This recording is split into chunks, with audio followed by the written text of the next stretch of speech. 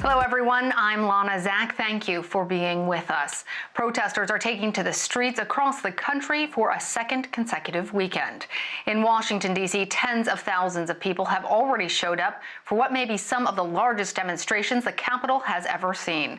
The protesters are fighting police brutality and systemic racism. It's been 12 days now since 46-year-old George Floyd was killed at the hands of police in Minneapolis. The officer who pressed his knee into Floyd's neck for more than 8 minutes has been charged with murder. 3 other officers who looked on are also facing charges. A memorial is being held today in North Carolina for George Floyd, the state in which he was born. Jamie Yukas has the latest details from Minneapolis, where some police reforms are starting to take place. In Minneapolis, the memorial site still lives where George Floyd died after a white police officer held him down with a knee to the neck. George Floyd! Louder! George Floyd! Now the protesters' calls for change are being heard. On Friday, in a virtual meeting, the city council voted to ban the use of neck restraints. They're also requiring officers who witness unauthorized use of force to report it from the scene and intervene verbally and physically. I will say that George Floyd's death weighs heavily on me, and I know every elected official in Minneapolis. We could have done more, and we should have done more. The protesters have asked for the police department to be defunded. Yes. Do you think that should happen? I have long supported shifting funds away from our police department into community-based strategies. I think our police department needs dramatic structural change, and that we need a whole new way of doing public safety in our city. In Buffalo, New York, near City Hall, 2 officers involved in shoving a 75-year-old protester to the ground, causing serious injury, were suspended without pay. You see that video, and it disturbs your basic sense of decency and humanity. When I saw the video, I got sick to my stomach. But now, in solidarity with the suspended officers, all 57 members of Buffalo's emergency response team have resigned from the unit that responds to crowd control situations, but not from the force. Everyone peacefully protesting in the city of Buffalo will be protected. While in the country's capital on Friday, D.C. Mayor Muriel Bowser had Black Lives Matter painted on the street to honor protesters who demanded an end to police brutality, and renamed a street leading to the White House Black Lives Matter Plaza. Welcome all peaceful protesters to Washington, D.C. In a letter, the mayor urged President Trump to withdraw National Guard troops, brought in days ago when some protests turned violent. Friday, he doubled down on his decision. Then you have to dominate the streets. You can't let what's happening happen. It's called dominate the streets. Later, President Trump slammed Bowser on Twitter, calling her incompetent. You know the thing about the pot and the kettle? And for more now, I'm joined by St. Paul, Minnesota Mayor Melvin Carter. Mayor Carter, thanks for being with us today. I want to start off, just what's your take on all the unrest that's been going on in the country, especially in your city? You know, I'll tell you, one of the most heartbreaking conversations I've ever had with anyone was with my children, who were explaining to me that they couldn't understand why people were surprised that there's so much anger around the death of George Floyd. Obviously, that anger isn't just around the death of George Floyd. It's around another video, another unacceptable video, another heartbreaking murder that never should have happened. It's around 4 officers who we look at who thankfully finally got charged this week, but we unfortunately have to wonder if they'll be held accountable. And it's about a country that seems stuck in a cycle that we are unable or unwilling to stop.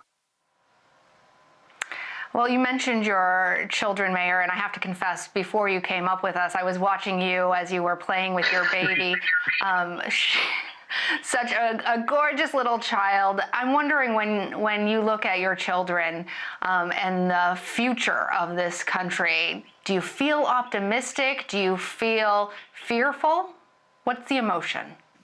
I'll tell you, I feel a lot of things. I've shared a lot this week that my father's a retired St. Paul police officer, and I got to see him solve problems in community. I saw his badge and his uniform as something of like a superhero's cape. I would see him like very creatively solve problems that he wouldn't be able to if he didn't know this community the way that he does. I want my children, I want my daughter, I want all of our children to be able to look at our police officers as superheroes and know they're here to help and know that they're the good guys. They're fighting on the side of truth and justice. And it's heartbreaking that in particular, Black and brown Americans have this paradox, have this dilemma of how do I teach my children that while they continue to see these videos play out over and over and over again. And I'm wondering, given that experience that you have with your own father, what you make of recent reports that Derek Chauvin, the officer who pressed his neck into Floyd's neck, had a long record of complaints against him lodged with the police department.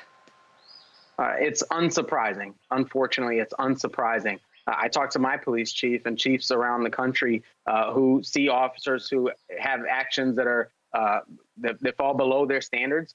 In St. Paul, our police chief always asks our officers 3 questions. Were your actions reasonable? Were they necessary? And were they respectful? If the answer is yes, you're probably in a good space. If it's no, you're going to have a tough conversation with our chief. And so we see officers like that who have a history of complaints, a history of that's clearly problematic, and yet chiefs cannot fire them, or if they're fired, they're returned through arbitration.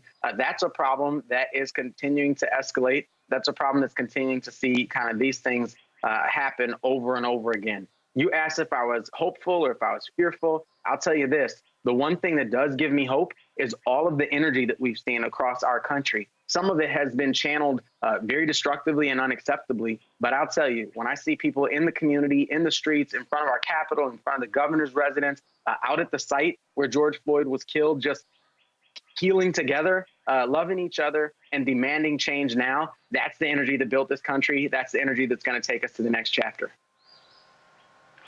Well, Mayor, for most Minnesota residents, the Twin Cities, Minneapolis and St. Paul, are really inseparable. But this took place in Minneapolis, and over there in St. Paul, you've instituted a number of reforms for the St. Paul Police Department.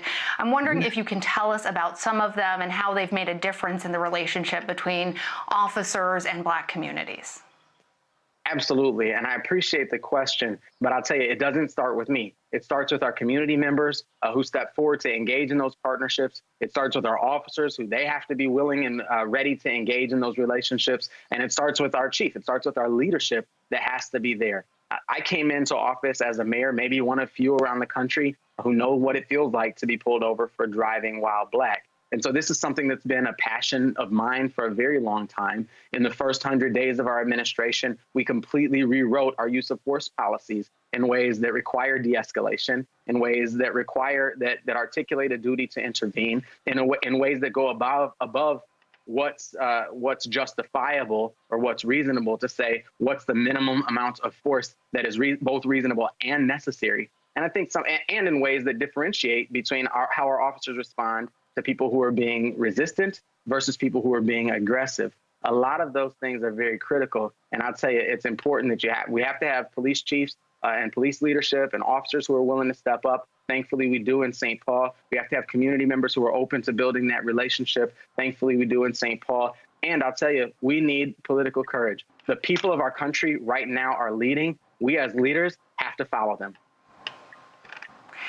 Do you think that your police department, with your own experience with the reforms that you have helped to shepherd through in conjunction with the police department, do you think you're there yet, or are there still other things that you think you need to do in addition that other police departments across the country can be looking towards, as an example?